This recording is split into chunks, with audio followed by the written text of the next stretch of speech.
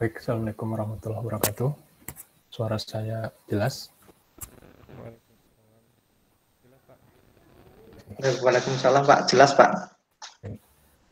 Karena sudah lebih dari separuh, jadi kita mulai saja diskusi hari ini. Terima kasih juga udah diskusi di e-learning. Jadi saya hari ini akan bahas tentang sorting, termasuk yang kemarin kita diskusikan, yaitu bubble sort. Jadi ada beberapa hal yang perlu saya sampaikan. Saya sempat menyatakan bahwa jika ada list sequence array yang isinya sudah terurut, maka kompleksitasnya 1 gitu. Nah, saya ingin koreksi sedikit bahwa pernyataan itu salah. Jadi ketika array sudah terurut dan akan kita urutkan dengan bubble sort, maka kompleksitasnya adalah sebanyak elemen array-nya. Nah, mungkin teman-teman masih bingung tentang bagaimana menentukan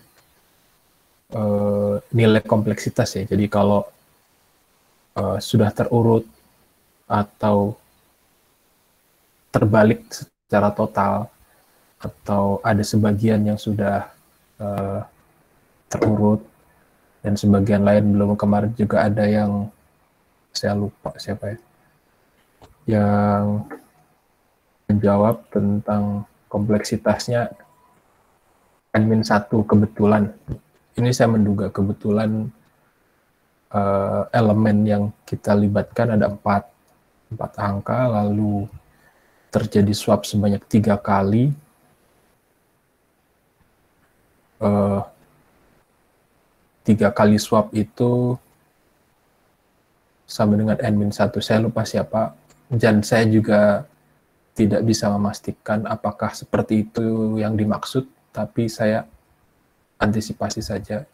Jangan-jangan kompleksitasnya 3 itu dilihat dari banyaknya swap atau pertukaran yang dilakukan selama looping. Jadi yang kemarin saya tanyakan itu adalah big O. Big O itu adalah fungsi yang fungsi batas atas lah. Jadi kalau kita mendefinisikan big O berarti tidak ada kejadian yang kompleksitasnya melebihi dari fungsi big O tersebut. Jadi misalnya kita punya, mungkin nanti dulu, saya coba.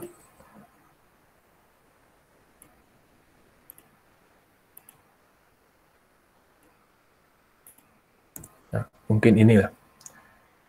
Mudah-mudahan terlihat ya, deretan angka-angka ini.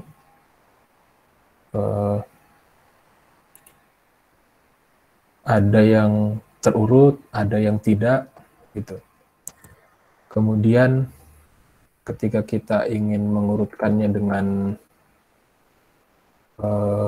bubble sort,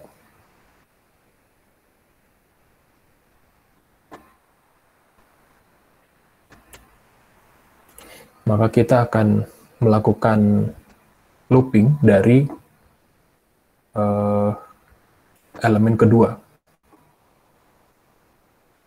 Dari elemen kedua ini kita bandingkan elemen kedua dengan elemen pertama. Apakah yang lebih kecil di sebelah kiri, yang lebih besar di kanan. Gitu. Jika sudah seperti ini, dua ini, maka kita tidak perlu melakukan pertukaran. Tapi, meskipun kita tidak melakukan pertukaran, kita sudah sempat melakukan operasi evaluasi. Apakah elemen pertama lebih kecil dari elemen kedua? Dan itu sudah sebuah proses yang membutuhkan waktu lah.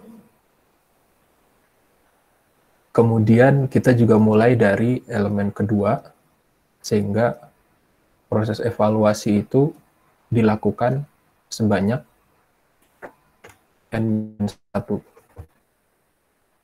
Jadi kalau kita punya berapa ini? 1, 2, 3, 4, 5, 6, 7. Ada 7 elemen. Maka kita lakukan evaluasi sebanyak 1 kali, 2 kali, 3 kali, 4 kali, 5 kali, 6 kali. Itu satu looping ya. Nah, setelah itu selesai, kita akan ulang lagi dengan cara yang sama. Karena misalnya ini tetap 3 dan 7. Tapi ketika kita bandingkan 1 dengan 7, maka kita harus tukar. Ya kan? 7. Lalu kita tukar, kita bandingkan 7 dengan 2. Kita harus tukar lagi. 2, 7. Ke depan. Ya. Tapi ketika ini udah selesai sampai di sini, misalnya ini 6, kita harus tukar lagi 7. Ini ada 9, 9 tidak perlu ditukar. Sini ada 4. Kita harus tukar 4, 9. Nah, ini belum terurut semuanya, sehingga kita harus ulangi lagi langkah yang sama. Kita bandingkan 2 yang pertama, sehingga 1 dan 3. Seterusnya, sampai sebanyak N-1 lagi. Gitu. Sehingga ada 2 kali N-1. Tuh. Jadi nanti ini bisa dilanjutkan sendiri proses tukar-menukarnya, tapi yang jelas kita lakukan 1 kali looping ini 6 kali evaluasi, nanti ke bawahnya juga 6 kali, sehingga totalnya ada N-1 kali N-1.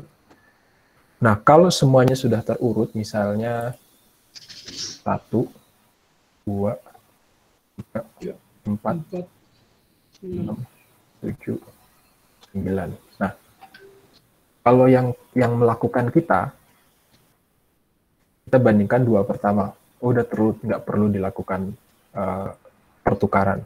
Kita lakukan evaluasi 2 yang kedua. Udah terurut, kita lewati. Ini udah terurut, kita lewati. Ini udah terurut, kita lewati. Ini udah terurut, kita lewati. Ini udah terurut, kita lewati. Lalu kita bilang, udah, ini totalnya udah terurut. Kita tidak perlu looping lagi. Itu kalau kita yang melakukan.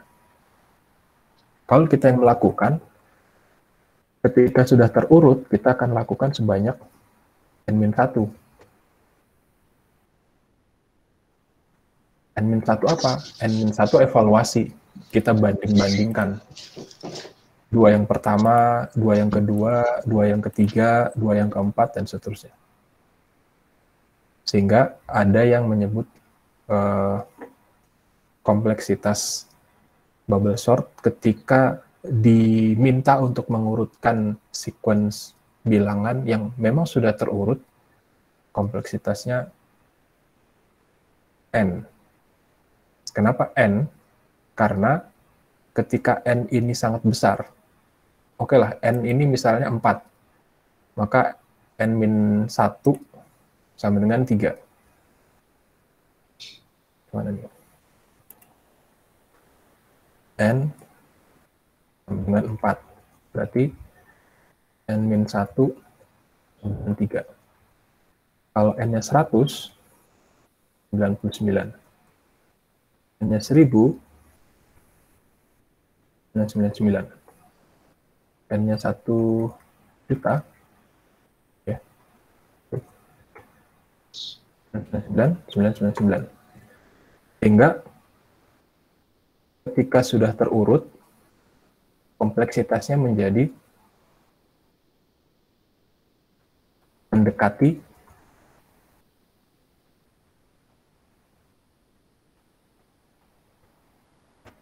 N ini.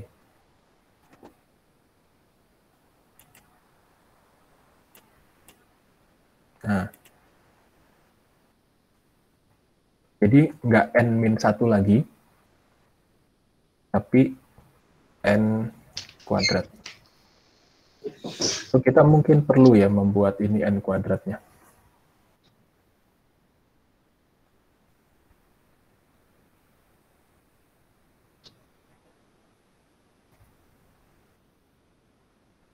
Nah,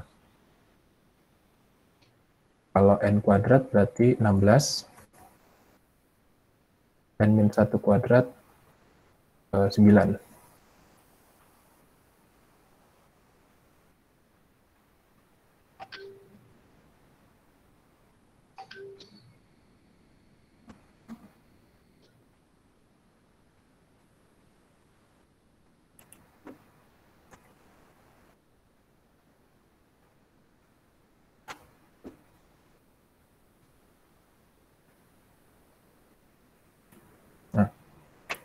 Jadi semakin besar N, maka kita bisa mengabaikan min 1.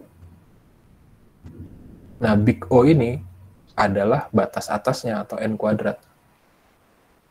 Berapapun nilai N, kalau kita menggunakan kompleksitasnya N kuadrat, tidak akan pernah melampaui N kuadrat ini. Jadi pertanyaan saya big O itu karena yang bisa kita tahu adalah batas atasnya. Batas atasnya adalah N kuadrat. Untuk yang ini ya. Untuk yang sudah terurut, berarti yang ini. Ini 999.999. Itu kan satu lagi jadi 1 juta. Hanya beda sedikit, sehingga kita bisa abaikan yang -1. Jadi berapapun N-nya, kita bisa anggap bahwa kompleksitas algoritma bubble sort tidak akan lebih dari N kuadrat. Karena sebenarnya adalah N-1. Ini kan kita lakukan, kalau 7, berarti kita lakukan evaluasi sebanyak 6 kali. Kemudian, kalau dia sudah terurut, kita lakukan evaluasi sebanyak 6 kali dan kita berhenti. Meskipun kalau yang melakukan komputer, itu kan programnya sama ya. Kita berikan sequence angka yang sudah terurut atau yang belum terurut, dia akan tetap lakukan looping seperti yang kita minta. Sehingga kalau yang melakukan komputer tetap aja N kuadrat. Gitu. Jadi mudah-mudahan bisa dipahami. Kalaupun ada yang masih belum paham, silakan saja ditanyakan. Kenapa sampai muncul notasi N kuadrat, N-1, seperti itu. Silakan kalau ada yang mau ditanyakan.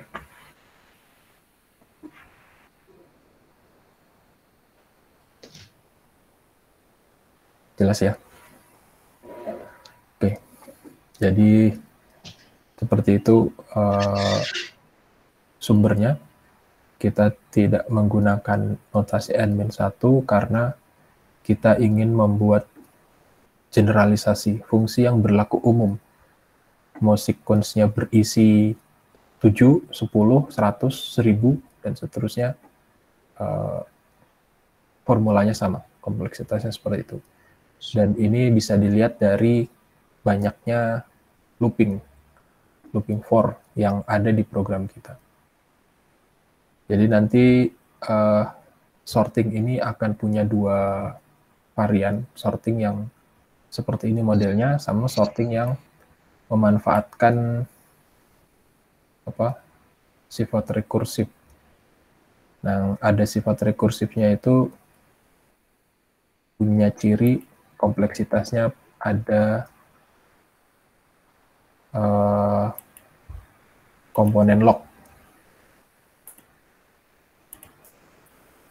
Jadi bubble sort seperti ini, kita bisa lihat kompleksitasnya dengan melihat dua looping for ini. Kalau dua looping yang bersarang atau nested ini, berarti kompleksitasnya n kuadrat.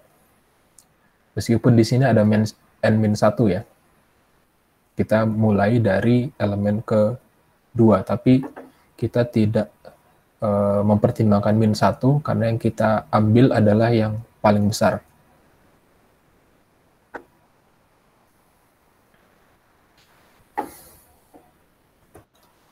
Oke, berikutnya ada jenis sorting yang lain yang disebut sebagai selection. Saya mau ingatkan sedikit, di sini kita melakukan evaluasi sebanyak n-1. Jadi mulai membandingkan elemen kedua dengan pertama, ketiga dengan kedua, keempat dengan ketiga. Nanti setelah selesai kita balik lagi ke elemen kedua, kedua dengan pertama, ketiga dengan kedua, dan seterusnya. Dia tetap. Nah, di sini sedikit berbeda. Jadi yang dilakukan di sini adalah menetapkan mana elemen paling kecil. Jadi sekali jalan dia sudah bisa memastikan bahwa yang ada di paling kiri itu memang yang paling kecil. Jadi dia tetapkan dulu sebuah variabel atau nilai terkecilnya dari elemen pertama. Lalu dia akan bandingkan dengan elemen-elemen setelahnya. Apakah elemen pertama lebih kecil dari yang kedua? Di kasus ini iya. Kemudian dia pindah lagi. Apakah elemen pertama lebih kecil dari yang ketiga? Dalam kasus ini tidak, sehingga dia ditukar. 2 pindah sini, 5 pindah ke sini. Nah, sekarang yang dijadikan acuan adalah 2, karena 2 sekarang pindah di elemen pertama. Sehingga 2 dibandingkan dengan 6. 2 lebih kecil dari 6, sehingga dia lewat. Kemudian 2 dibandingkan dengan 9, dia lewat. 2 dibandingkan dengan 1, 2 lebih besar dari 1, sehingga 1 harus pindah ke sini, 2-nya pindah ke sini. Kemudian di sini sudah berisi 1, sehingga 1 kita bandingkan dengan yang setelahnya, 1 dengan 0. Ternyata 0 harus pindah ke 1. Dan seterusnya. Sampai di sini, yang terakhir adalah 0. Makanya setelah dia pindah di iterasi kedua, dia tidak lihat lagi elemen pertama ini. Dia langsung mulai dari sini. 8 dibandingkan dengan 2, 8 dibandingkan dengan 6, 8 dengan 9, 8 dengan 1, dan seterusnya. Sampai di sini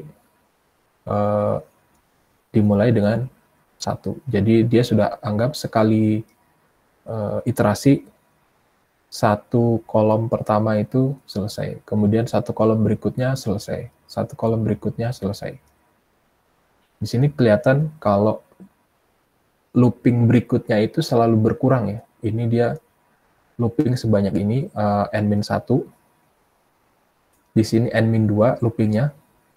Di sini n-3, n-4, n-5, n-6, n-7, dan selesai. Nah, kalau di bubble sort itu, setiap iterasi berikutnya, elemen pertama tetap dipertimbangkan, sehingga iterasinya tetap n-1 lagi. Di sini n-1, di sini n-1, di sini n-1, di sini n-1, dan seterusnya. Gitu. Nah, tapi nanti akan kita lihat kalau kok modelnya masih seperti ini, meskipun di setiap iterasi jumlah evaluasinya selalu berkurang 1, tapi ketika N kita berbesar, kita masih bisa membuat pendekatan bahwa kompleksitasnya tetap N kuadrat, karena ini berasal dari 2 looping for. Jadi ilustrasinya seperti itu, ini bacanya seperti ini ya. Bawah, baru naik ke atas, turun lagi. Kemudian ini skripnya dengan Python. Kemarin saya lihat Mas Daniel ya yang udah pakai C. Di sini saya gunakan Python karena relatif lebih sederhana sintaksnya. Ini yang menjalankan alur ini. Jadi ini diperoleh dengan menjalankan prosedur ini. Jadi untuk setiap iterasi, dia akan menetapkan sebuah indeks acuan sebagai indeks untuk elemen terkecil. Jadi dia akan cari indeks yang berisi nilai terkecil itu ada di indeks berapa. Ini dipanggil dari sini. Jadi bisa terlihat di sini ada for. Kemudian dia panggil fungsi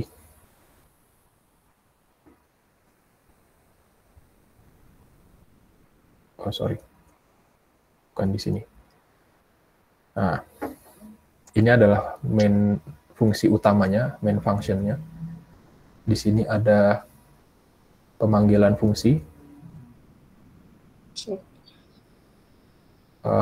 Yang kita bawa pada saat fungsi ini dipanggil adalah array yang kita generate di sini. Ini adalah bagian program untuk mengenerate array yang isinya bilangan random bertipe integer, sehingga yang kita bawa di sini adalah array-nya. Kita balik sebentar, ini adalah fungsi yang dipanggil dari fungsi main tadi.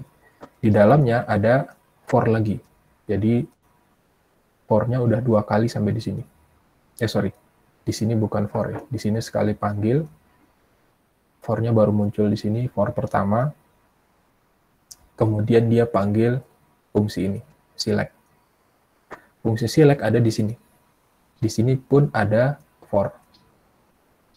Gitu. Tapi for yang ada di select, itu setiap kali dipanggil, jumlahnya berkurang 1. Ini looping sebanyak n-1, tapi looping yang di sini, ketika dipanggil pertama kali, n-1. Ketika looping di sini kedua kali, dia akan looping di sini n-2. Itu. Nanti dia kembalikan indeks terkecil, dia looping lagi di sini yang ketiga, di sini loopingnya n-3, jadi semakin kecil. Tapi karena setiap iterasi hanya berkurang 1, ketika n itu makin besar, nanti kita bisa lihat bahwa kita masih bisa menyamakan kompleksitas ini menjadi n kuadrat. Meskipun kalau udah seperti ini bisa setengahnya dari nilai realnya ya, bisa setengahnya dari yang bubble sort tadi. Kalau di bubble sort di iterasi kedua tetap n-1. Nah, untuk kasus ini kita gunakan big O, karena big O adalah fungsi batas atas yang sebenarnya terjadi n-2. Tentu yang sebenarnya terjadi adalah n-1 dikali n-1. Tentu n-1 kuadrat lebih kecil dari n kuadrat. Sehingga kalau kita menggunakan n kuadrat, kita bisa bilang kompleksitas bubble sort, selection sort tidak pernah lebih besar dari n kuadrat. Gitu. Itu awalnya dari situ. Meskipun nanti ada kondisi di mana kita bisanya menentukan batas bawah. Kemarin di pertemuan pertama sudah ada batas bawah, batas tengah, dan batas atas. Tergantung nanti kondisinya seperti apa. Kalau yang ini, bubble sort, selection sort, dilihat dari baiknya looping, maka kita gunakan peak O sebagai batas atas. Jadi alurnya seperti ini, nanti bisa dicoba. Ini saya potong-potong sebenarnya jadi satu script. Jadi alurnya seperti ini, bisa kita lihat. Ini saya ulang sedikit. Kita bisa lihat di iterasi berikutnya jumlah iterasinya selalu berkurang satu. Kurang satu, kurang satu, kurang satu, kurang satu, selesai. Jadi, tapi meskipun lebih sedikit dari bubble sort, tetap notasinya nanti n kuadrat.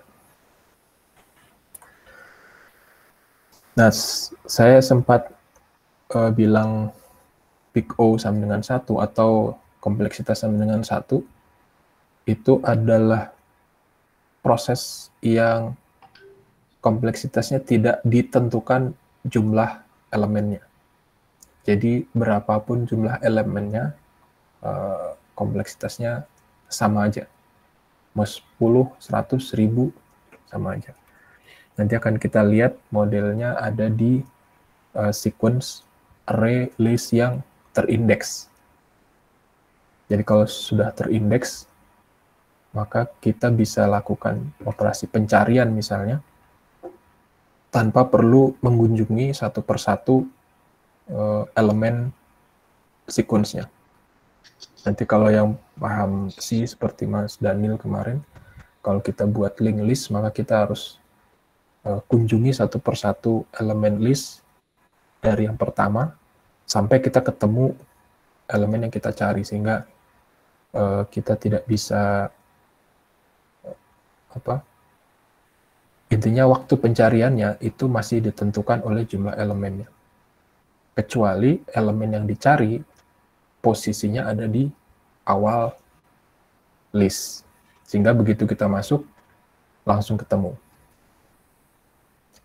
Nah, kondisi seperti itu kalau terjadi, berapapun elemen list yang sedang kita amati, kalau elemen yang kita cari posisinya ada di awal, maka kompleksitasnya dinyatakan sebagai 1, tidak dipengaruhi oleh jumlah elemen array atau list.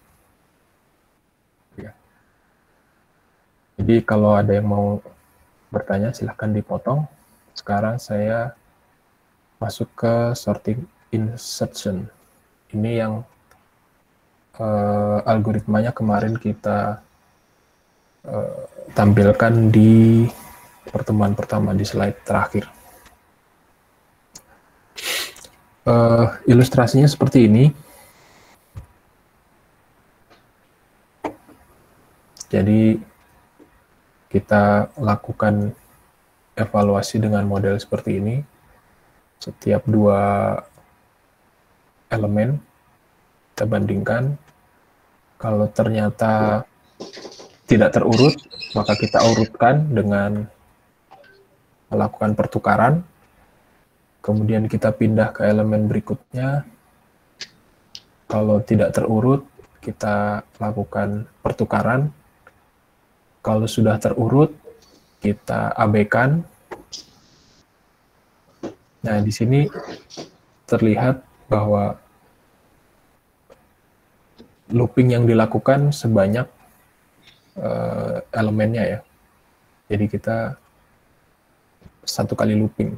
1, 2, 3, 4, 5, 6, 7, 8.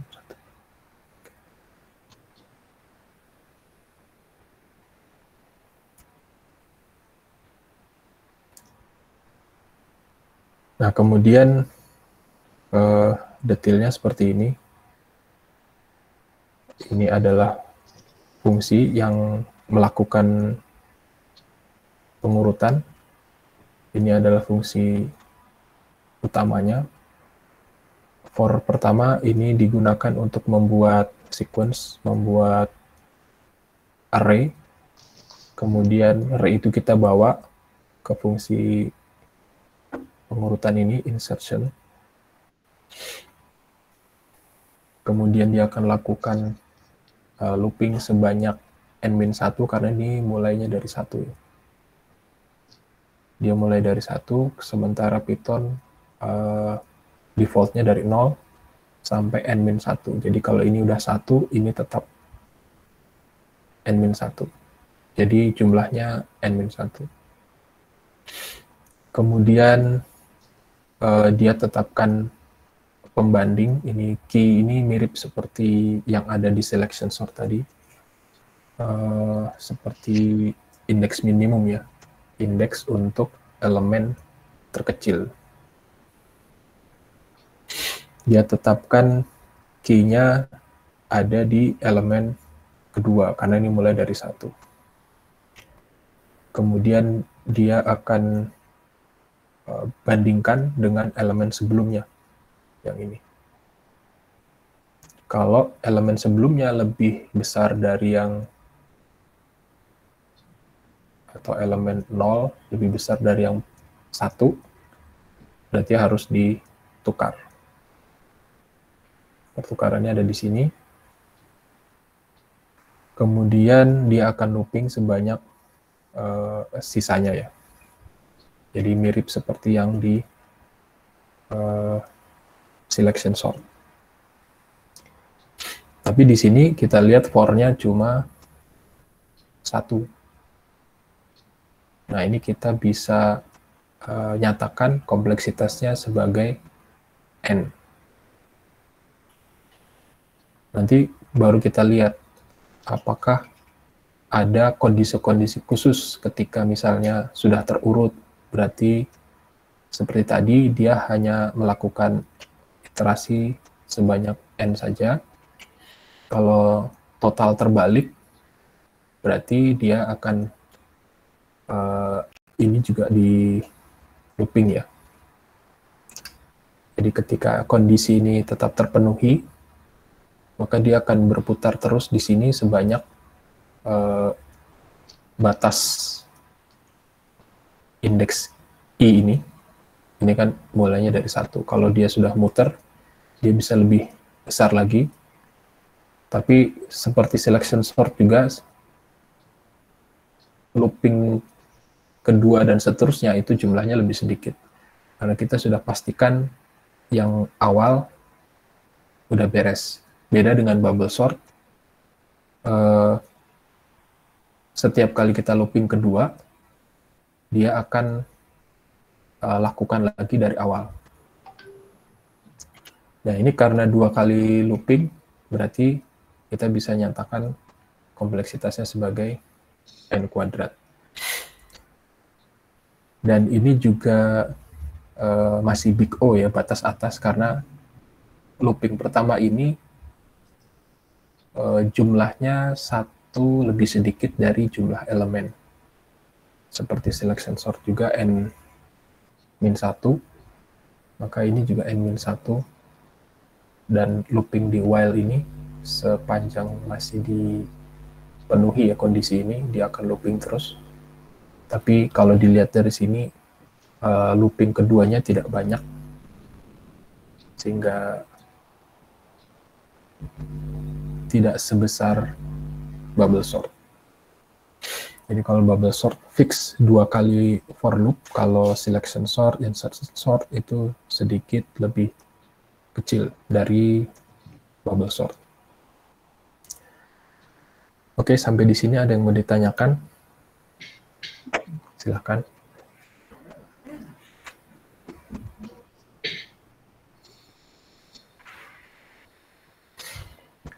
Jadi asumsinya kita sudah punya sequence dulu.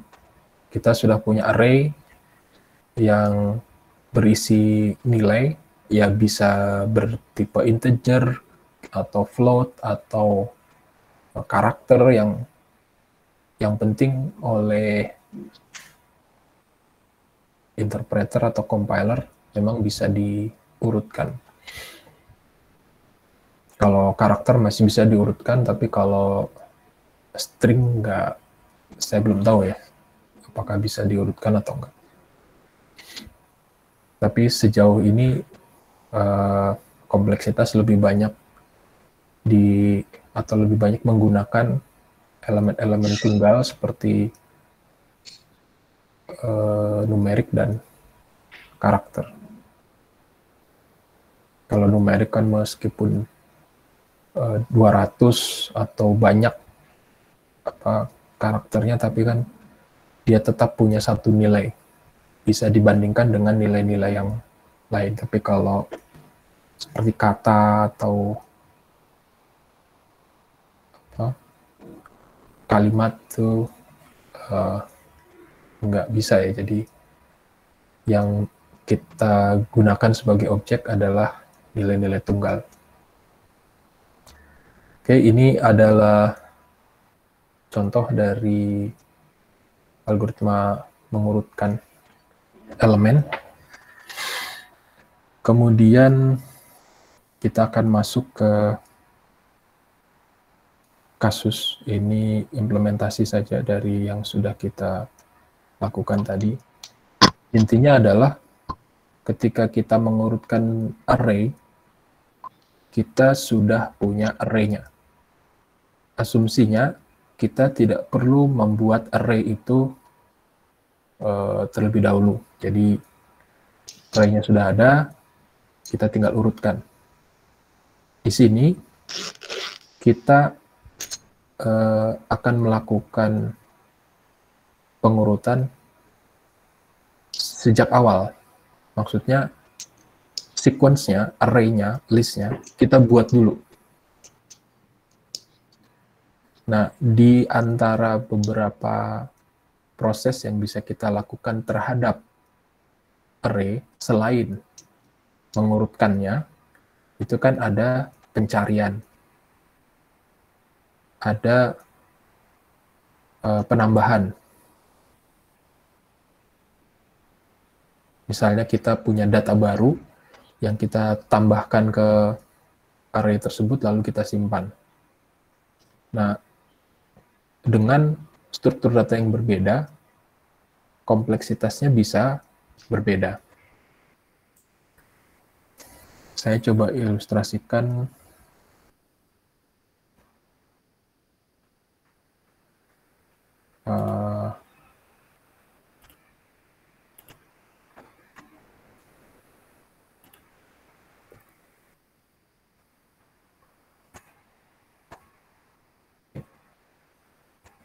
sekarang saya ingin membuat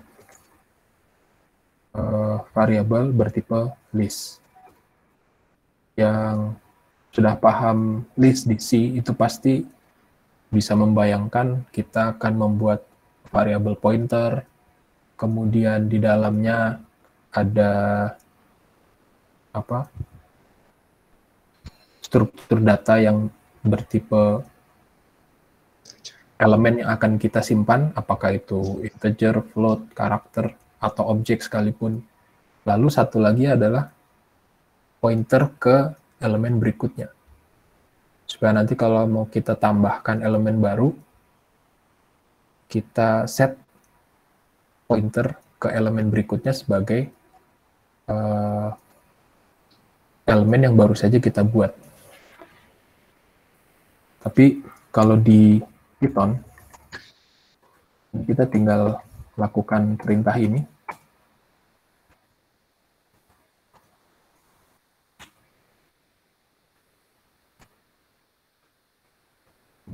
Sudah pada familiar juga.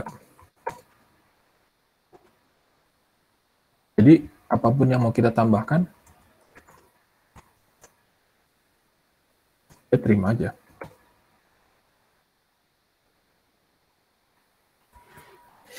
Kalau di C kan kita harus buat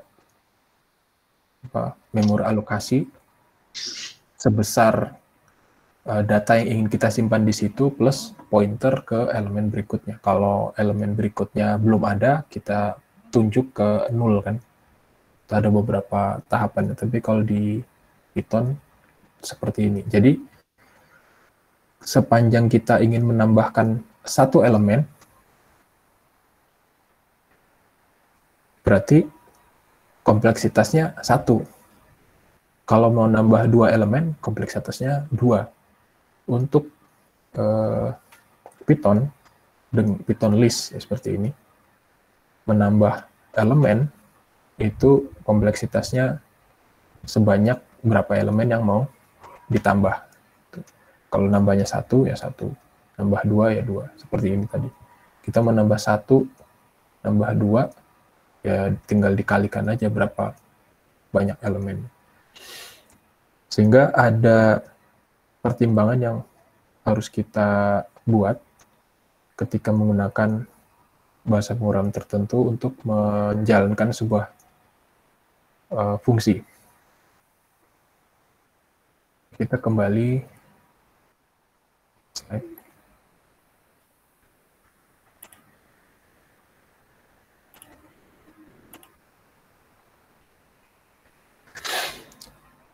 Ini kurang lebih sama dengan bagaimana kita mendeklarasi sebuah objek yang akan kita jadikan elemen list.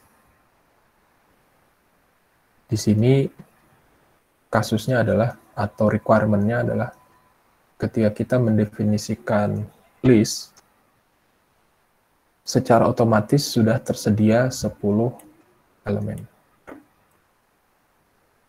Nah, kalau contoh tadi kan kita tambah satu-satu ya, awalnya kosong, kita tambah 1, kita tambah 1, sesuai kebutuhan lah. Karena itu sudah bisa dilakukan. Tapi untuk kasus ini, kita akan belajar kondisi yang lebih general. Kita tidak berasumsi Python mampu melakukannya, tapi kita berasumsi bahwa ini sama dengan apa yang bisa dilakukan di C. Jadi agak sedikit manual. Kemudian ada tambahan requirement. Ketika pertama kali list ini dibuat, dia harus mampu menampung 10.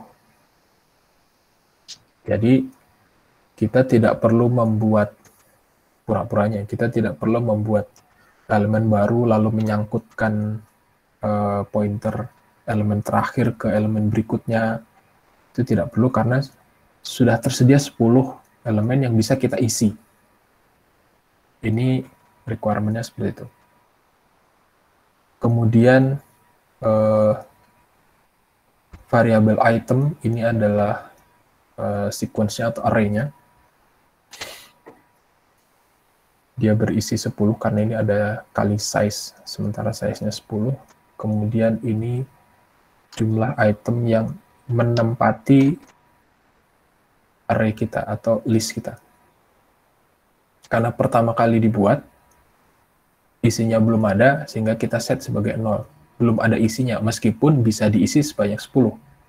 Kotaknya udah ada 10, tapi belum ada yang kita isi ke dalam 10 kotak tadi, sehingga itemnya 0. Kemudian ukurannya adalah ukuran kotaknya atau banyaknya tempat yang banyaknya tempat yang ada, entah dia terisi atau belum. Dia totalnya size 10. Kemudian ini adalah array yang nanti kita supply pada saat kita akan membuat objek list ini. Jadi sampai di sini kita belum tahu ini apa, karena ini adalah sesuatu yang kita supply nantinya. Ketika kita akan membuat objek ini, kita harus sediakan array ini. Ya sebenarnya berapapun isinya ya. Ini mungkin adalah sumber elemen yang nanti kita isi ke item. Item adalah array yang dimiliki oleh objek ini. Tapi isinya kita buat dari sini. Jadi ini konten adalah array yang menjadi sumber dari item. Kita bisa bayangkan seperti ini. Ini adalah itemnya. Ini item. Jadi variable item merujuk ke sequence memori yang di contoh ini berisi 10. Jadi ada 10 tempat yang bisa kita isi, yang kita bisa rujuk dari sini. Kemudian ini adalah jumlah kotak yang terisi saat ini. Ini adalah ukuran kotaknya. Jadi kalau kita mendeklarasi objek PyList dengan cara seperti ini, maka ini adalah wujudnya. Mungkin ini ada sedikit perbedaannya karena di sini itu ada tambahan 2 variabel, tambahan 1 variabel yang konten ini. Untuk kasus ini adalah kontennya, sementara size-nya di sini tidak disertakan karena ada nilai default-nya. Jadi berapapun konten ini, dia akan siapkan 10. Kebetulan kontennya di sini adalah ini, berisi A, B, C.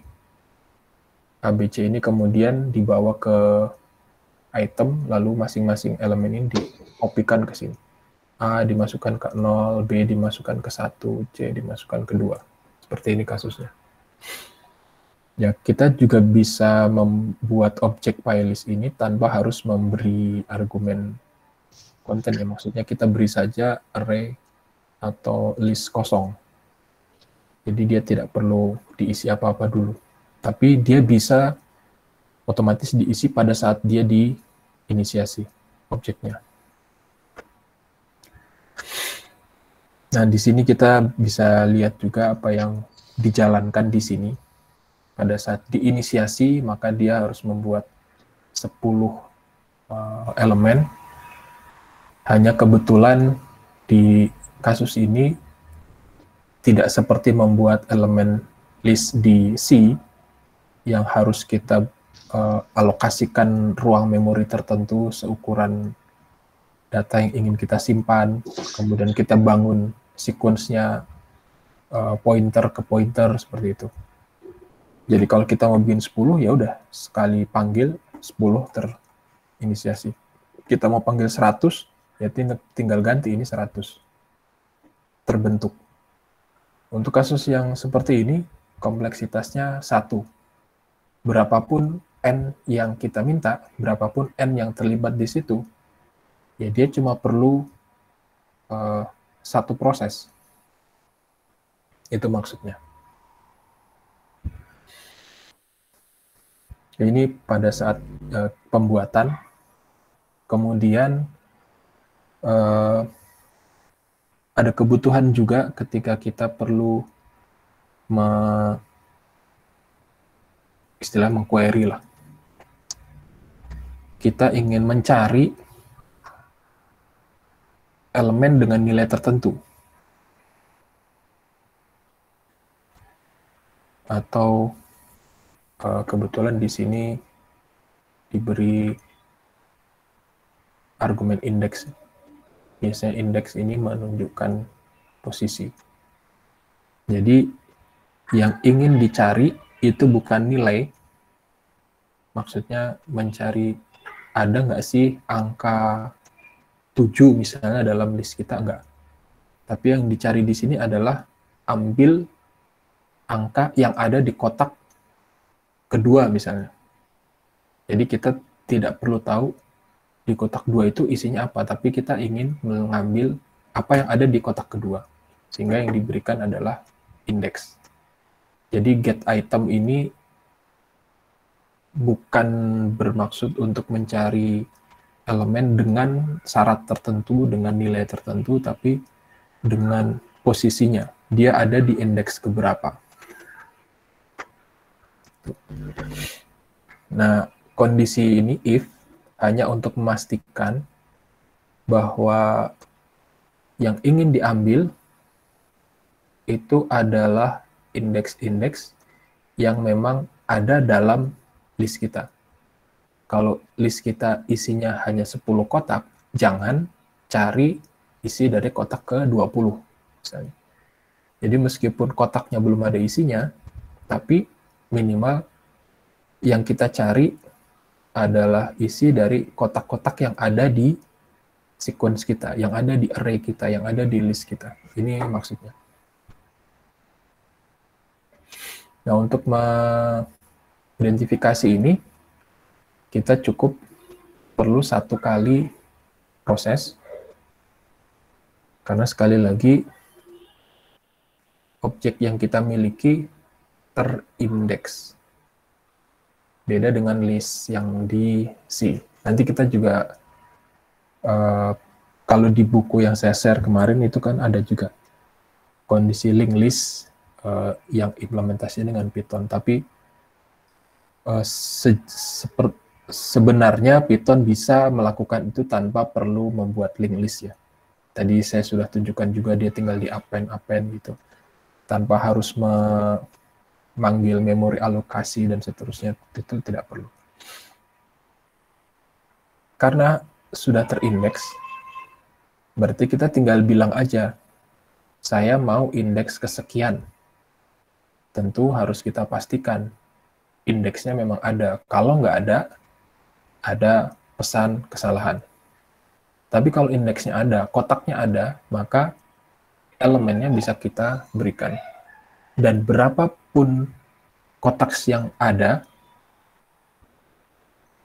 fungsi ini hanya butuh satu proses untuk mengambil isi dari indeks tertentu.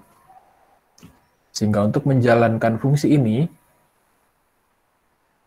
kompleksitasnya 1. Jadi semua array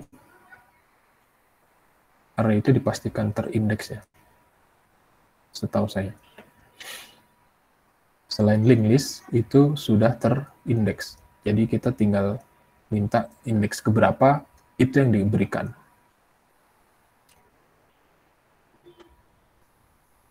Begitu juga dengan set item. Set item adalah mengisi kotak yang sudah kita sediakan. Berarti kita harus tetapkan kita akan mengisi di kotak keberapa, kotak itu kita isi apa. Makanya di sini ada 2 argumen. Tapi karena kotak-kotak kita sudah terindeks, maka proses ini juga butuh satu kompleksitas. Satuannya kompleksitas ya, jadi ketika dijalankan di mesin tertentu, mungkin ya katakanlah 0,001 detik. Tapi di komputer yang lain, yang lebih cepat mungkin 0,00001. Nah, karena kita tidak mau dipengaruhi oleh di mesin mana program kita berjalan, maka kita menyatakannya sebagai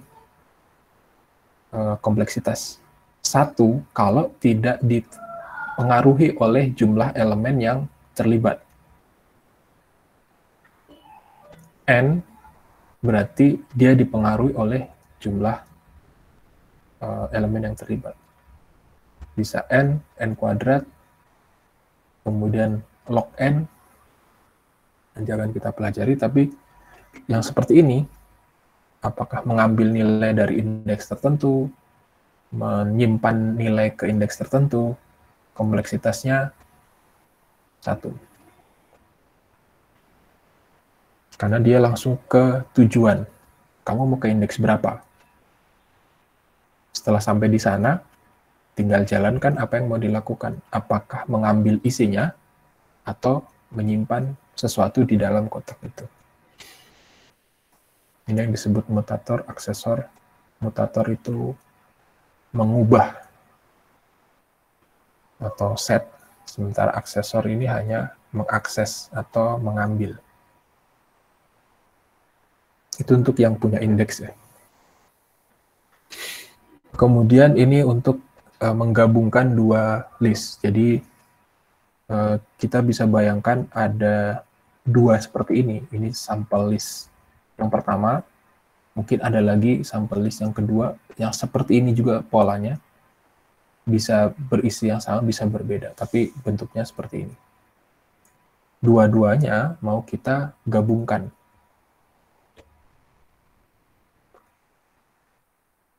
Maka kita jalankan fungsi ini. Kalau kita sedang berada di satu list, katakanlah sampel list ini, maka kita bisa panggil tambahkan list X misalnya ke sini. Sehingga dia hanya perlu satu argumen. List mana yang mau ditempel ke list yang sedang kita amati. Di sini disebut sebagai other. Ini adalah list yang mau kita tempel. Nah, ternyata di sini yang dijalankan adalah dia siapkan list baru. Karena kalau begini berarti inisiasi objek ya. Pemanggilan fungsi yang namanya seperti nama kelas. Kemudian oke, kita istirahat dulu. Saya izin minum ya.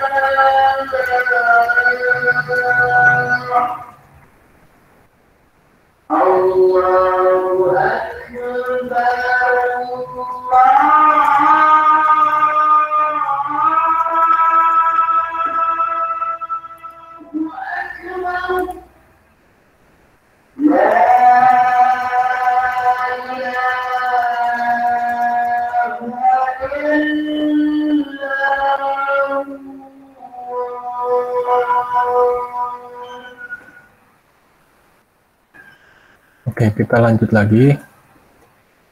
Jadi kondisinya seperti itu.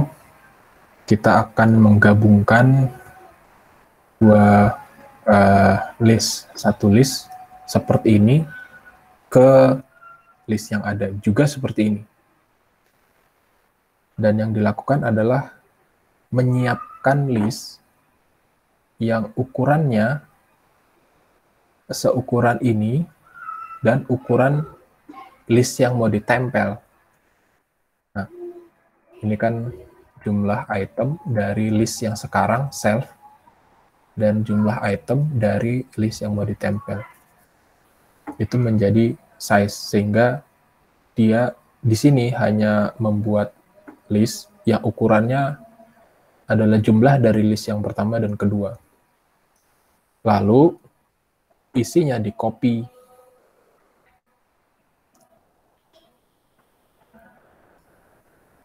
Nah, list ini isinya ditambahkan dari masing-masing elemen yang ada di list yang pertama. Jadi, kita isikan item-item yang ada di list pertama, kemudian kita tambahkan elemen yang ada di list yang kedua.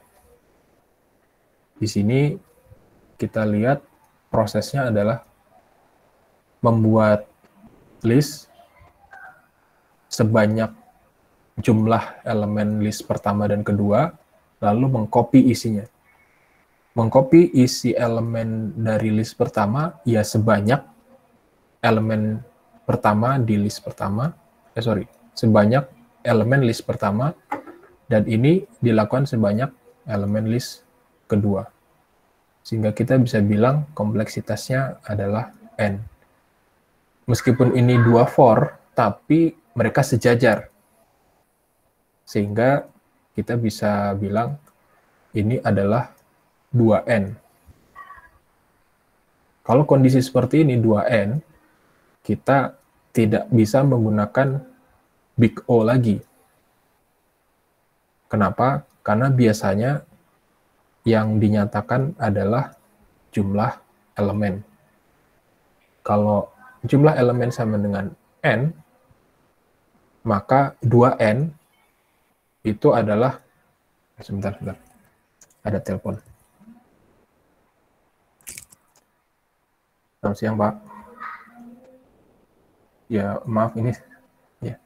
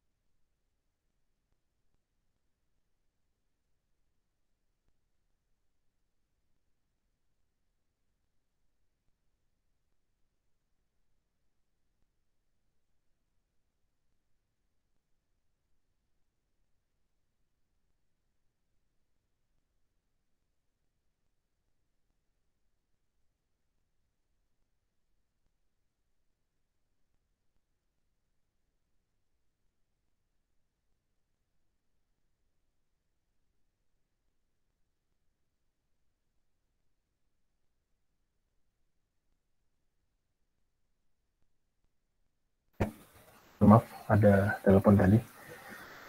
Jadi seperti itu, kalau for-nya berurutan seperti ini, maka kita bisa nyatakan kompleksitas sebagai 2n, karena ada 2 kali looping yang levelnya sama. Beda kalau nested tadi ya, dia dikalikan. Kalau ini dijumlah.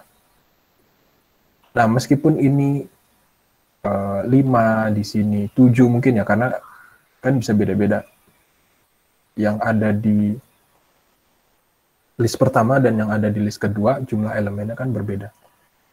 Nah, tapi itu bisa kita nyatakan sebagai n, berapapun jumlahnya lah, karena pada nilai tertentu ada kondisi di mana mereka tidak signifikan lagi berpengaruh. Jadi kalau misalnya n-nya 10 di sini, lalu n-nya 1000, tetap aja yang berpengaruh kan 1000. Ini jadi nggak berpengaruh lagi. Tapi ada juga kondisi di mana mereka seimbang. Sehingga kalau misalnya di sini 10, di sini 12 misalnya, itu kan beda tipis ya. Sehingga kita bisa nyatakan sebagai 2n. Tapi kalau n-nya makin besar, kita bisa nyatakan sebagai n saja. Tapi kita tidak bisa lagi menyatakan sebagai big O atau batas atas. Kita bisa nyatakan sebagai batas bawah atau batas antara. Karena sini sudah 2n. Kalau dinyatakan sebagai n, minimal dia adalah batas bawah. Itu sebabnya banyak juga yang menyatakannya sebagai T atau kompleksitas waktu. Simbolnya T, bukan O itu ya. Jadi untuk proses ini kita bisa nyatakan sebagai N.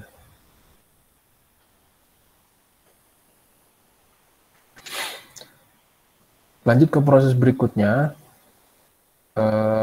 Ini kita punya satu requirement di mana kita ingin menambahkan satu elemen ke dalam list. Nah, elemen yang mau kita tambahkan ini bisa kita masukkan kalau kotaknya masih ada yang kosong. Di awal, kita sudah definisikan, kita punya list berisi 10 elemen, 10 kotak yang bisa kita isi. Nah, kalau kita mau isi elemen yang baru, ya kita lihat mana yang kosong. Sehingga harus ada proses tambahan untuk mengevaluasi. Ada yang kosong nggak sih? Kalau ada yang kosong, kita tinggal isi. Berarti akan sebanyak berapa jumlah yang ingin kita isi ya, kompleksitasnya. Kalau kita mau isi 1, ya 1 tambah 2, ya 2 gitu. Masalahnya adalah kalau tidak ada lagi tempat yang bisa kita gunakan untuk menyimpan nilai yang kita miliki. Sehingga kita harus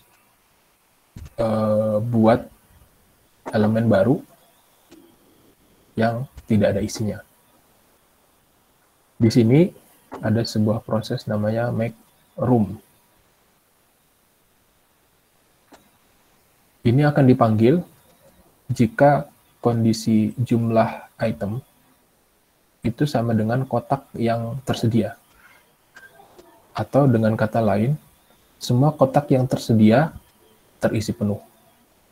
Sehingga dia harus membuat ruang baru yang bisa diisi. Ternyata, membuat ruang baru adalah membuat list baru yang ukurannya lebih besar. Di sini lebih besar 1/4 dari yang sudah ada. Kalau 10 berarti 1/4-nya 12 lah. Tambah 1 berarti 13. Kira-kira seperti itu. Dia buat list baru, kemudian isi list lama di copy. Gitu. Nah ini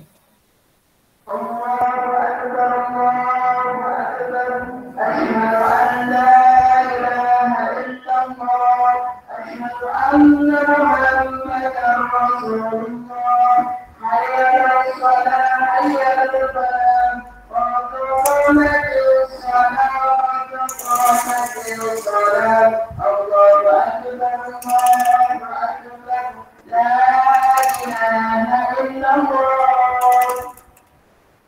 ini akan kita gunakan untuk menambahkan satu item ini. Tadi mungkin masih ingat saya mendemokan mengappend atau menambah item ke dalam listnya Python, bukan list yang kita definisikan seperti ini ya. Kalau ini kan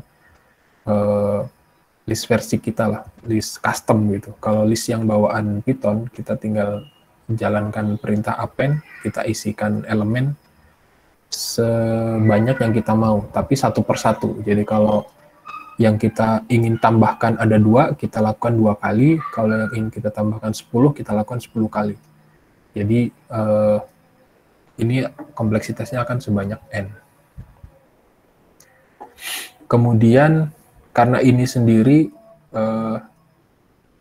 sudah butuh sebanyak n, maka kita perlu juga berhati-hati dalam mendefinisikan kompleksitasnya. Kompleksitas append ini akan minimal ketika masih ada ruang kosong yang bisa kita gunakan untuk mengisi item yang ingin kita tambahkan. Karena yang ingin kita tambahkan ini satu persatu, maka kompleksitasnya menjadi n. Ya tergantung kita mau tambahkan berapa ya. Kalau kita mau tambahkan 1 ya kompleksitasnya 1. Masalahnya ada di sini.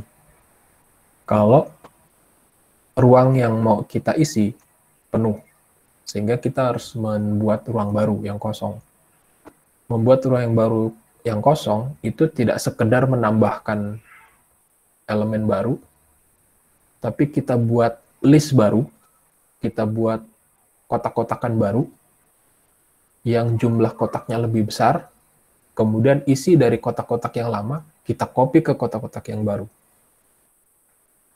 Kenapa jadi ribet seperti ini? Ya memang ini requirement atau proses bisnisnya seperti ini, yang diminta seperti ini. Meskipun di Python secara alamiah sudah menyediakan yang lebih cepat, tapi ini media pembelajaran aja. Jadi ada kondisi di mana kita bisa mendapatkan kompleksitas 1 kalau memang yang mau diisi 1, atau kompleksitasnya n. Untuk kondisi di mana kita kehabisan ruang untuk menyimpan sebuah nilai.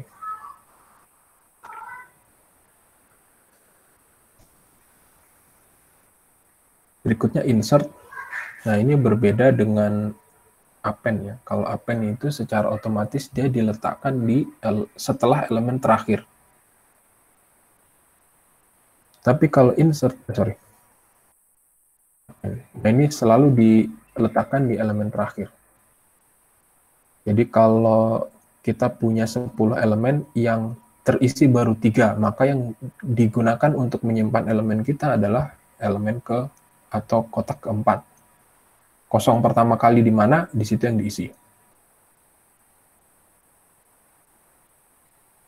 Kalau insert, kita bisa tentukan mau diisi di sebelah mana. Meskipun ada 10 kotak, lalu 10-10-nya terisi, kita bisa minta diisi di kotak kelima. Nah, karena pada saat kita minta diisi kotaknya udah penuh, tetap kita akan jalankan ini. Buat ruang baru yang kosong. Seperti aturan ini. Buat list baru yang ukurannya 1/4 lebih besar dari yang sebelumnya. Kemudian isi elemen yang lama, di-copy ke elemen yang baru.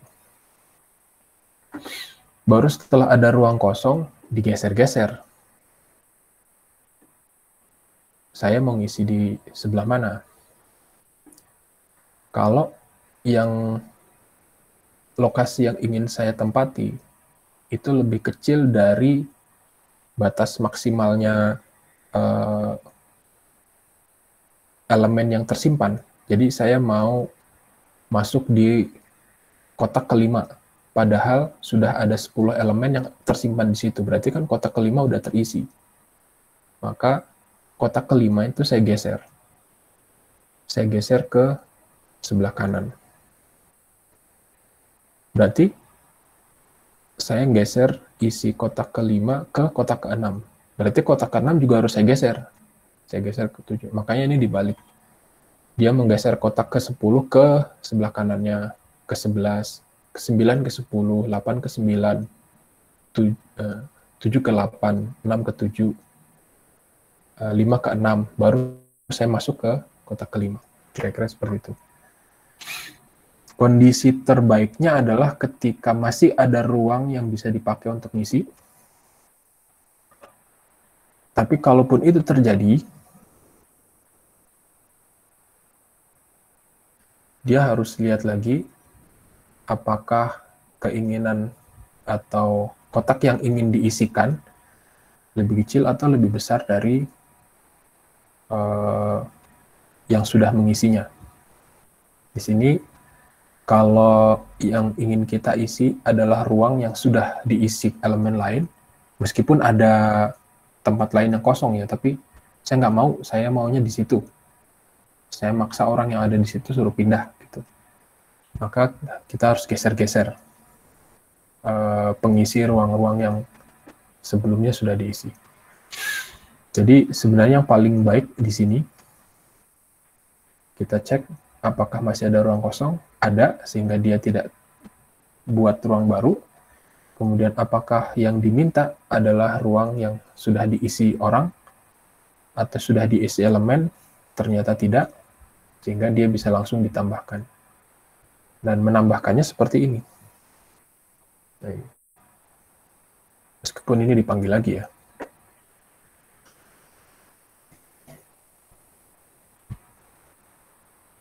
Ya, jadi ketika kita berhadapan dengan proses seperti itu, atau requirement seperti itu, kita bisa lihat kita akan menyebabkan algoritma ini mempunyai kompleksitas tertentu. Kompleksitas n kuadrat, n pangkat 3, atau log n, dan seterusnya. Jadi, sederhananya, n itu 1 kali for, atau beberapa for yang satu level. Tapi kalau n kuadrat, n pangkat 3 itu berarti for-nya sudah nested. Jadi kalau ada algoritma yang for-nya nested 2 kali, 3 kali, makin ke dalam, berarti kompleksitasnya n pangkat berapa kali dia ke dalam. Gitu. Dan ini akan bermanfaat. Jadi tipikal algoritma itu kan sorting, searching,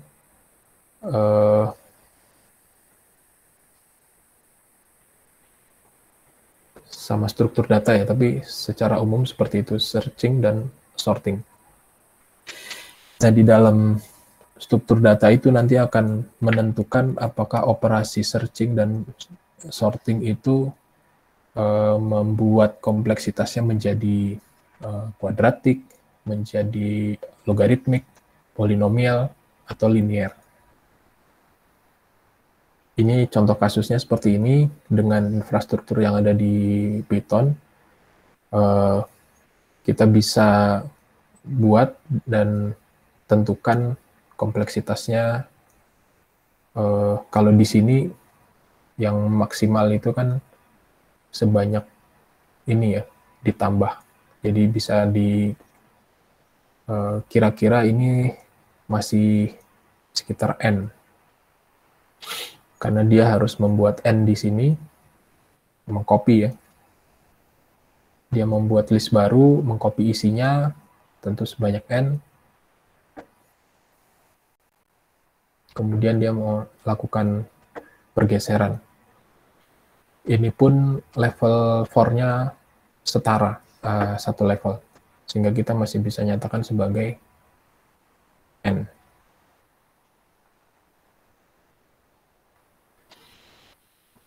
Kemudian delete,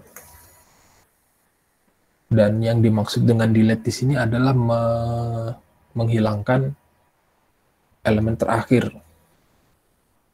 sehingga yang kita perlukan hanya elemen terakhir tuh elemen nomor berapa gitu. Sementara kita simpan elemen terakhirnya sebagai num items. Num items adalah variabel yang digunakan objek PyList di sini untuk menentukan ada berapa elemen yang diisikan pada list kita. Sehingga pemanggilan fungsi del item itu otomatis adalah item tertentu. Nah, kali ini item terakhir, meskipun di sini indeks ya. Tapi di sini hanya menjalankan operasi ini.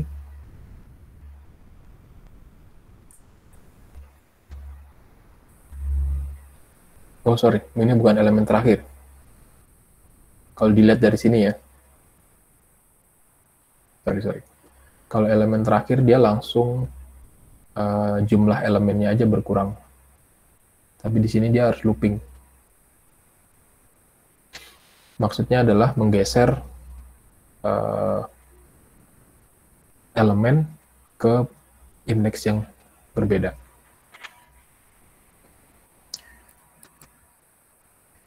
Kemudian ini kita pindah ke kanan nih sebenarnya. Jadi yang dimaksud di sini adalah menghilangkan elemen di posisi yang didefinisikan sebagai indeks. Jadi kalau tidak menggunakan indeks, biasanya otomatis mengacu pada elemen terakhir. Ini mirip dengan insert sebelumnya. Ini adalah insert di posisi tertentu. Sepertinya saya perlu ganti dulu.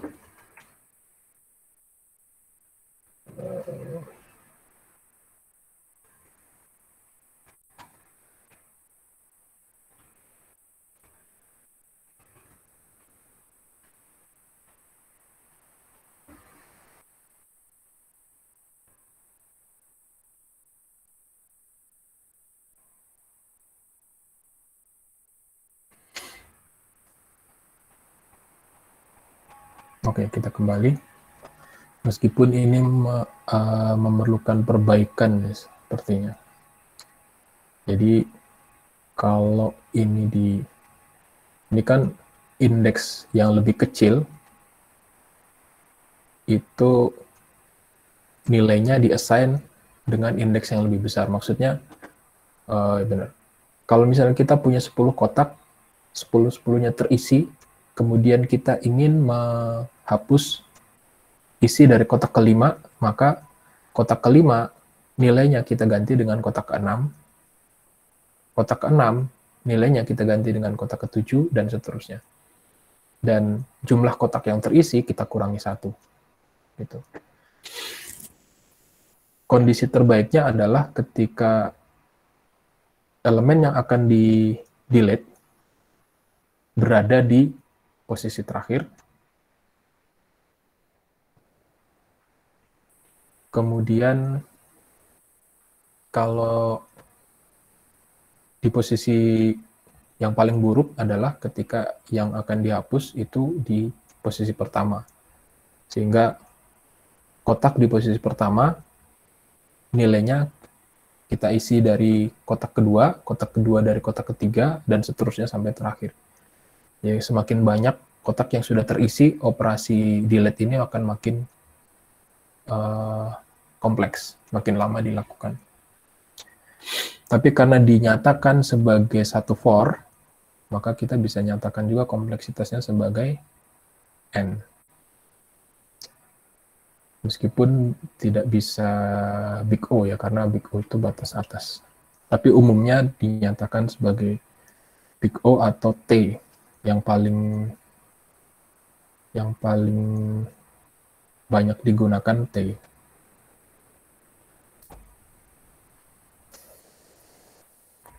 Ini iterasi hanya untuk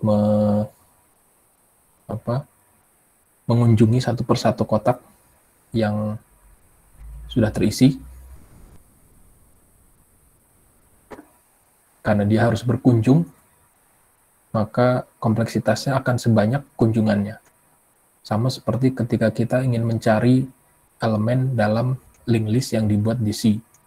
Kita harus berangkat dari elemen pertama, dicek satu persatu, karena tidak terindeks. Kemudian ini juga sekali, ini adalah operasi-operasi yang umum ketika kita berhadapan dengan array, dengan sequence. Kita ingin tahu berapa elemen yang ada, kita ingin tahu misalnya nilai terbesar atau terkecil. Nah, ini mungkin belum ada ya. Maksudnya tidak terdefinisi di contoh kasus ini. Dan itu bisa jadi use case. Maksudnya ketika kita berhadapan dengan sequence, array, list, maka operasi-operasi ini yang mungkin muncul. Seperti tadi,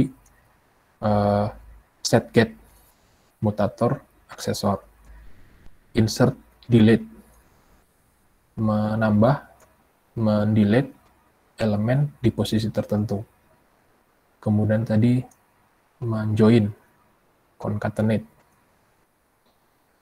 menghitung jumlah elemennya, menghitung nilai minimum maksimum, rata-rata misalnya, itu adalah sesuatu yang umum ketika kita berhadapan dengan sequence, array, list, dan sejenisnya.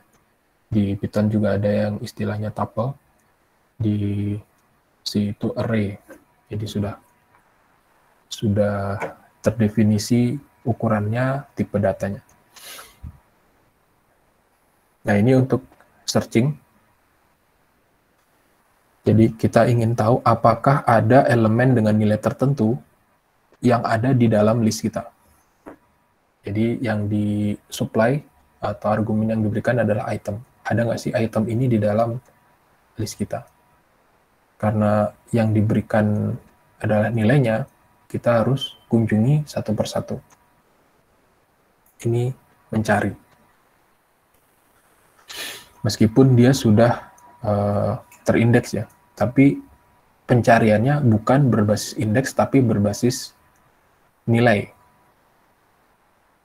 Kalau berbasis indeks, kita bilang saja, tolong ambil nilai yang ada di indeks kesekian.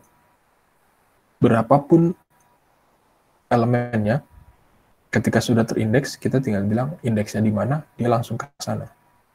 Tapi kalau tidak terindeks atau prosesnya tidak melibatkan indeks, maka kita harus kunjungi satu persatu.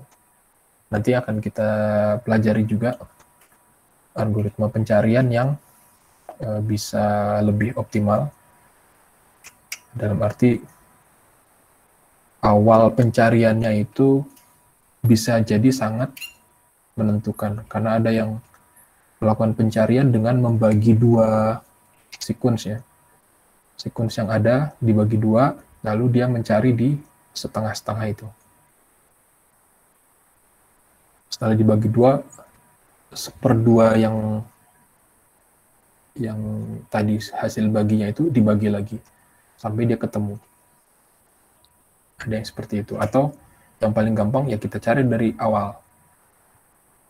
Elemen pertama dikunjungi, lihat isinya sama nggak seperti yang kita cari. Kalau nggak sama, pindah ke elemen kedua, lihat isinya sama nggak dengan elemen yang kita cari. Kalau nggak, pindah ke elemen ketiga dan seterusnya.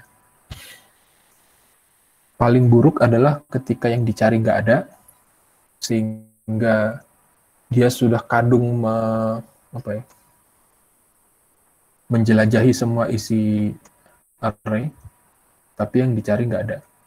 Paling baik adalah yang dicari ada di elemen pertama, karena kebetulan dia mulai mencari dari elemen pertama. Jadi kondisi terbaik pencarian adalah ketika yang dicari itu ada di awal pencarian. Berapapun elemen yang ingin kita cari, maksudnya berapapun elemen yang terlibat. Kita mencari sebuah nilai di 100 elemen, di 1000 elemen. Kalau elemen yang kita cari itu ada di awal pencarian, maka berapapun elemen yang terlibat, kompleksitasnya tetap 1. Jadi begitu kita cari, langsung ketemu. Yang paling buruk adalah semua udah dikunjungi, ternyata nggak ada.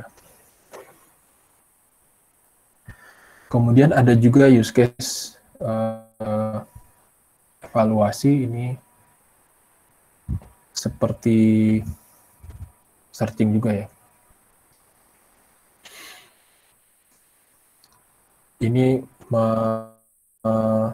mengevaluasi apakah sama sebuah list dengan list yang lain. Apakah sama list yang kita sedang hadapi dengan list yang lain. Ini disimbolkan dengan other. Other ini adalah list yang tipenya sama, tapi bisa jadi elemennya berbeda, jumlah elemennya berbeda, jumlah kotaknya berbeda, dan kita ingin tahu apakah strukturnya sama atau tidak. Di sini kalau tipe, misalnya list yang pertama isinya integer, list yang kedua isinya karakter. Karena tipenya berbeda, berarti tidak sama. Jadi ketidaksamaan atau kesamaan list ini diukur dari beberapa item ini. Apakah jenisnya sama, apakah jumlah elemennya sama, kemudian susunannya sama. Kalaupun susunannya sama, kalau tiga-tiga sama berarti dia true atau listnya sama. Jadi kita sedang membandingkan list A berisi 1, 2, 3. Kita bandingkan dengan list B isinya 1, 2, 3. Maka dari tipe isinya sama-sama integer. Kemudian diisi oleh 3 elemen. Masing-masing 1, 2, 3. Kemudian urutannya juga sama. List pertama urutannya 1, 2, 3. List kedua urutannya 1, 2, 3. Seperti itu. Dan ini kita ambil dari yang for-nya paling, kompleksitasnya paling besar ya. Kalau ini kan cuma 1 kali, karena num item ini disimpan di objek kita. Dia jadi salah satu variabel di dalam objek kita, num item. Tinggal lihat saja apakah sama. Kemudian tipe kita bisa cek karena apa yang kita isikan bisa berbeda ya. Jadi dia harus cek satu persatu. Ini kondisi yang lebih sulit. Maksudnya lebih banyak yang harus dicek kalau elemen yang terisi udah banyak. Begitu juga dengan urutannya. Tapi kalau urutannya begitu ketemu pertama kali udah beda, misalnya 2 array, elemen pertamanya 1 dan 3 misalnya, maka otomatis dia tidak sama. Jadi pertama kali dicek tipenya udah beda, atau pertama kali dicek nilainya juga beda. Jadi bisa aja sama-sama integer tapi nilainya 1 dan 3 misalnya, itu udah nggak sama. Jadi ini salah satu use case atau salah satu use case yang bisa saja muncul ketika kita berinteraksi dengan sequence. Nah, ini adalah ringkasannya. Saya masih menggunakan notasi Big O, karena ya umum digunakan, meskipun kita harus pastikan ya, Big O ini adalah fungsi yang batas atas. Sehingga ketika kita nyatakan N, berarti dia tidak mungkin lebih besar dari N. Seperti kasus bubble sort tadi. Untuk create,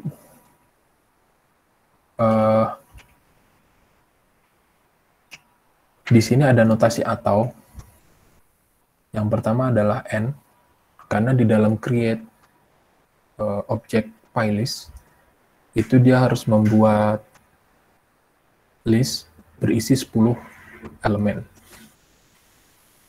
Nah, 10 itu atau berapapun banyaknya list yang harus dibuat, itu bisa menunjukkan kompleksitasnya. Tapi ketika kita nyatakan dengan satu, itu kita ingin menunjukkan bahwa proses ini tidak tergantung dari jumlah elemen yang terlibat. Maksudnya, coba kita balik lagi ke sini ya. Di sini karena sudah ditetapkan bahwa ukurannya adalah 10, maka dia secara otomatis membuat list sebanyak 10 yang isinya kosong ya, none ini kosong. Dan ini hanya dijalankan satu kali. Nah, n-nya dipengaruhi oleh proses ini. Seandainya ini tidak ada, dalam arti kita membuat objek PyList yang tidak kita isi apa-apa. Maksudnya yang konten ini kosong. Maka ini cuma dijalankan sekali. Berapapun ukurannya ya. Karena ini dijalankan sekali. Mau 10, 100, 1000, ini tinggal ganti aja, selesai. Itu sebabnya ada yang menyatakan sebagai n, karena dipengaruhi oleh ini. Ada yang dinyatakan dengan 1. Tidak ada pengaruh jumlah elemen.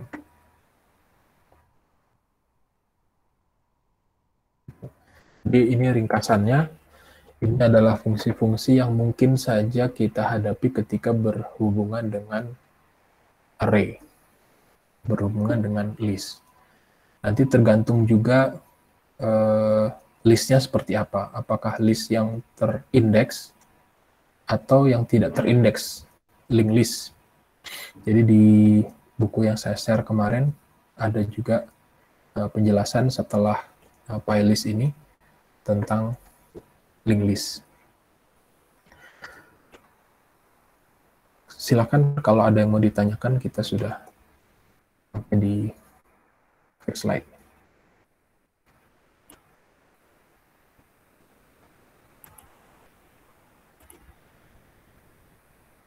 Kalau ada yang mau ditanyakan, silakan. Dikit, Pak. Ya, silakan. Kalau deklarasi tipe data di Python itu yang mana, Pak? Kalau di C kan biasanya itu integer apa, datanya berapa, seperti apa?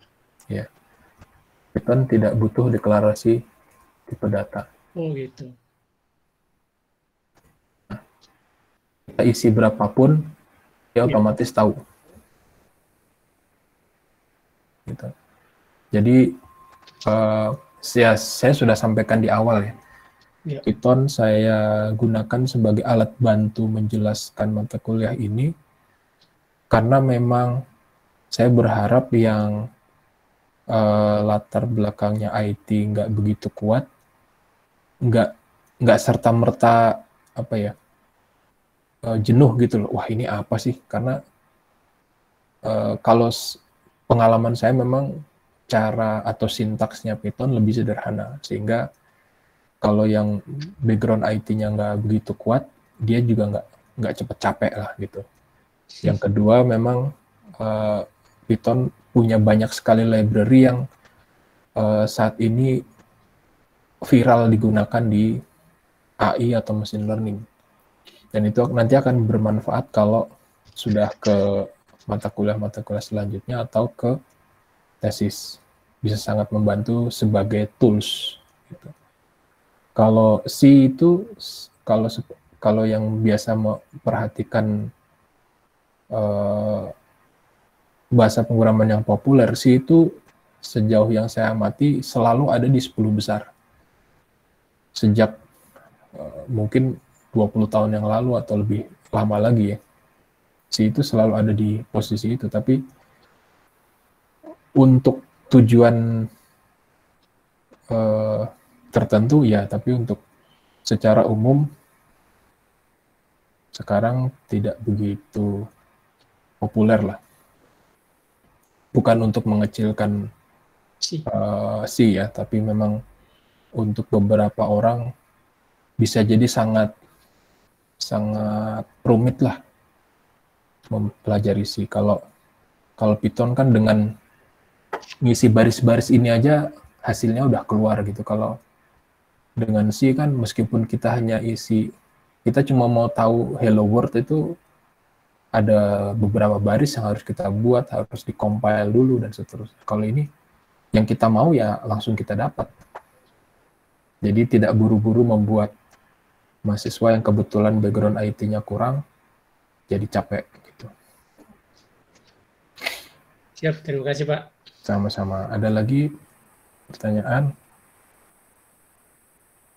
Saya berusaha menjelaskan pelan-pelan. Mudah-mudahan yang pengalaman programmingnya belum banyak bisa ngikutin, dan yang sudah mahir programming gak jadi bosan. Karena saya mungkin terlalu lambat menjelaskan. Baik, ada lagi? Kalau nggak ada, mungkin saya mau tambahkan sedikit aja. Tadi tentang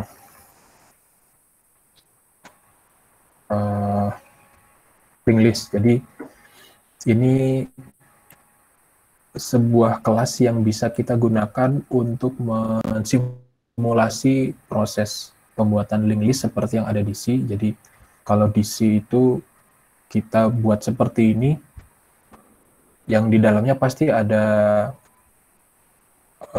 memori alokasi ya. Jadi kita mengalokasikan memori untuk ukuran data yang mau kita simpan. Kalau kita mau simpan integer ya kita alokasikan integer gitu.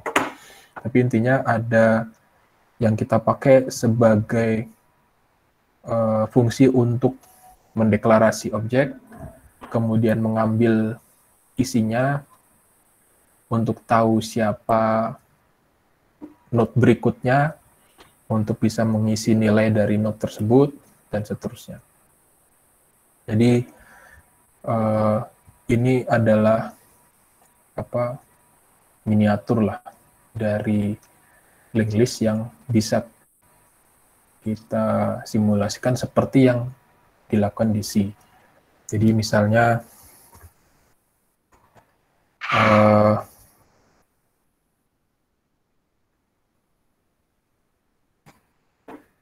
ini from, karena dari file yang saya buat di sini namanya node, kemudian import node karena kelasnya node.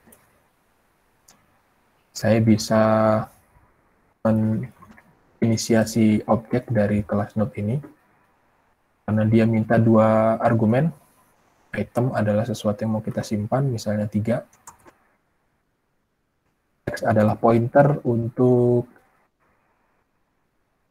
node berikutnya.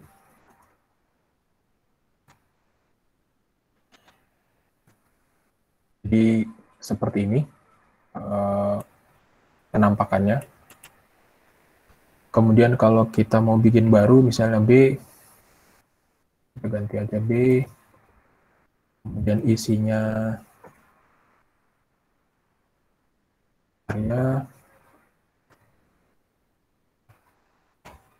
kalau kita buat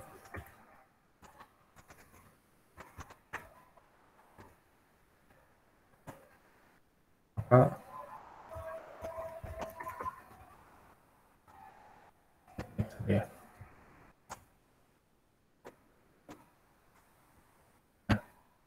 Kita di sini minta node next-nya itu ada di sini, tapi sekarang next-nya sama dengan B. Jadi A itu merujuk pada sebuah lokasi memori yang di-assign oleh interpreternya Python di alamat sekian. Kemudian B itu ada di alamat sekian. Tapi ketika kita bilang not A itu mempoin atau menunjuk ke alamat berapa, A itu menunjuk ke alamatnya B. Sama. Gitu. Nah, seperti yang sudah mungkin sudah sama-sama beberapa, seperti Mas Daniel kemarin sudah menunjukkan dengan C, berarti kita bisa simulasikan proses itu dengan Python. Nanti kalau kita mau mencari misalnya, ada nggak sih area di sequence ini A, B, C, D, E, dan seterusnya, ya kita mulai dari A. Item A itu isinya area bukan? A.get item. Ya, berarti bukan. Dan alur yang belum jadi ya, kalau sudah otomatis dalam program ya kita susun sesuai yang kita mau. Tapi ini bisa jadi fondasinya, bisa jadi objek yang bisa kita gunakan untuk mensimulasi proses itu. Kalau ada yang mau meneruskan silakan, nanti dianalisis kira-kira kompleksitasnya seperti apa. Kalau masih satu for berarti kompleksitasnya n. Kalau sudah nested atau levelnya beda, for-nya berarti tinggal dipangkat berapa kali perulangan, pangkatnya sebanyak itu. Tapi kalau for-nya masih sama level, berarti hanya 2 atau 3 kali lebih banyak, kita tetap bisa gunakan n. Ya, mungkin nanti kalau 2 for berurutan, kemudian kita nyatakan sebagai n, bukan lagi jadi big O, tapi batas bawah. Atau kalau kemarin apa saya lupa, theta kalau nggak salah. Kompleksitasnya adalah batas bawah n. Baik, sampai di sini ada lagi pertanyaan sebelum saya tutup.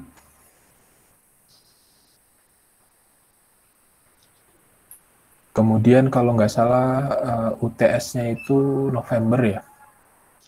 Saya sempat tanya-tanya ke kampus. Ada yang menginfokan di tanggal 6. Mudah-mudahan saya nggak salah. Jadi masih banyak pertemuan yang bisa kita lalui. Mudah-mudahan yang sudah dipelajari sekarang pemahamannya penuh, sehingga kedepannya kita tidak perlu balik lagi ke sini, karena apa yang sudah kita pelajari di sini menjadi dasar bagi pemahaman di pertemuan selanjutnya. Saya pikir itu. Kalau ada yang mau ditanyakan, silakan. Pak, izin bertanya Pak. Ya, silakan. Berarti ya, untuk aplikasinya kita implementasinya menggunakan Python Pak ya? Atau memang itu hanya sekedar pengenalan aja Pak? Enggak, itu hanya alat bantu. Alat aja ya? Jadi kalau untuk ini yang semacam codingnya ini bisa diimplementasikan ke bentuk lain, misalkan kayak PHP atau Java, atau memang bisa ya? Bisa. Okay. Malah itu jadi menarik. Mungkin nanti akan saya berikan tugas misalnya untuk mengukur sebuah proses searching, misalnya searching dalam listnya PHP, searching dalam listnya Python, searching dalam listnya C misalnya. Nanti ada kelompok yang pakai C, ada kelompok yang pakai PHP, ada kelompok pakai Python. Lalu diukur kalau ukuran listnya 10 elemen, 100 elemen, 1000 elemen, 1 juta elemen, bagaimana pengaruh waktu di situ. Oke Pak, terima kasih Pak. Sama-sama. Ada lagi? Oke, kalau nggak ada, saya akhiri sampai di sini.